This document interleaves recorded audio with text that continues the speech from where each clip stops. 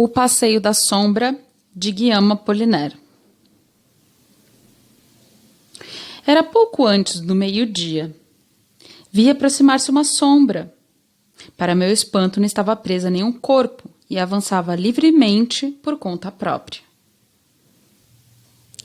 Deitada obliquamente no chão e passando perto de uma calçada, dobrava-se de repente. Às vezes, junto de um muro, empertigava-se como se desafiasse alguém, o sol talvez, ela cuja visão nenhum corpo ofuscava.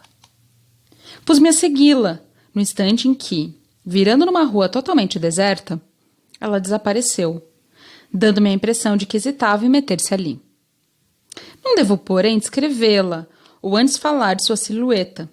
Sabe-se que uma sombra varia, afinando-se ou alongando-se desmedidamente, e, ao contrário, achatando-se por vezes até parecer um pote de tabaco. No que tange a esta sombra solitária de que falo, aparentando um aspecto bastante normal, tinha ela qualquer coisa de um jovem bem apanhado, cujo bigode exibia às vezes uma ponta e cujo perfil era límpido. Uma jovem surgiu na ponta da ruazinha em que estávamos, e ao alcançá-la, a sombra, por assim dizer, pulou sobre ela como para beijar-lhe a fronte. A jovem estremeceu e virou-se rápida.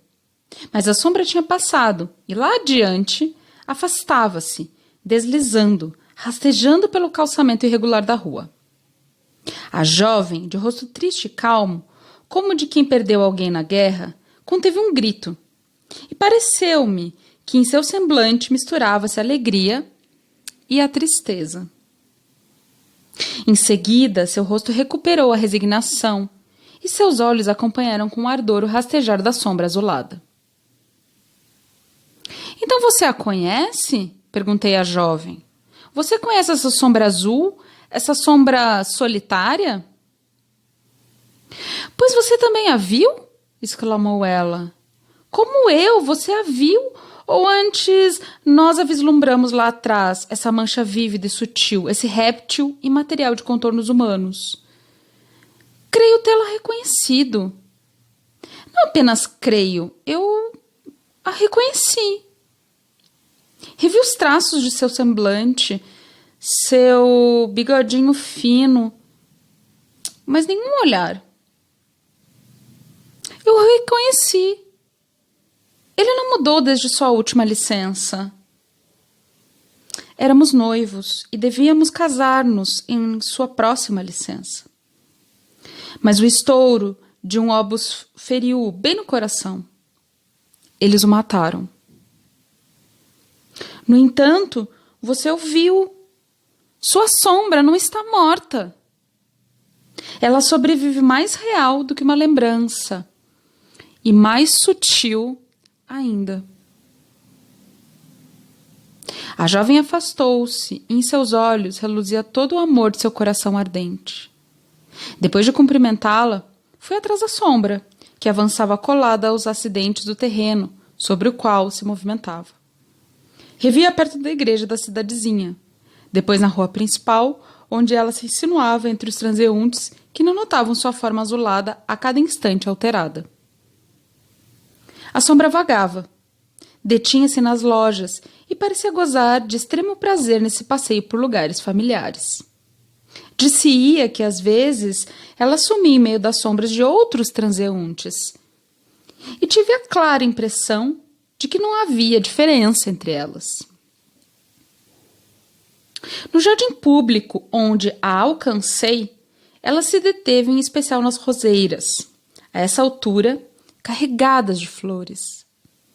Podia-se dizer que ela sorvia o aroma, inefável, e que soluços pareciam sacudi-la da cabeça aos pés.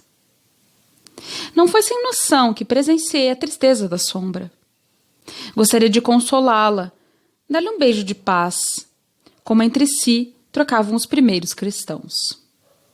Mas seu mistério fugia-me, e em um dado momento só me restou misturar minha própria sombra àquela aparência fugidia. Recuei logo com medo de pisá-la. Temia machucá-la, tomado de imensa piedade por seu abandono.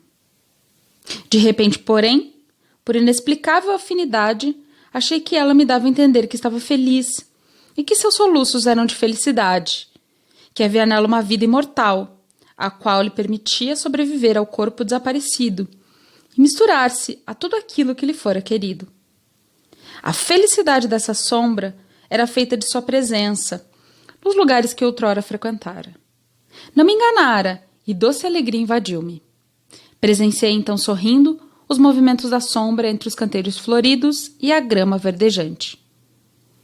Vendo-a afastar-se do jardim público, seguia ainda ao cemitério, conduzindo-me ela a um túmulo que indicava ser o lugar de seu corpo e onde ele de modo algum repousará. Voltou ela depois a perambular pela cidade, e foi aí, após o entardecer, que nos surpreendeu a noite. Pouco a pouco, a sombra se tornou indefinida e finalmente lhe perdi a imagem em meio às trevas. Entretanto, compreendi quanto é vã a morte e que ela apenas atenua a presença real. Os mortos não são ausentes. A sombra intacta e solitária que percorria as ruas da cidadezinha não é menos real do que a sombra interior, cujos contornos podemos seguir, projetados na memória, e cuja sutileza azulada está de mãos dadas com a lembrança.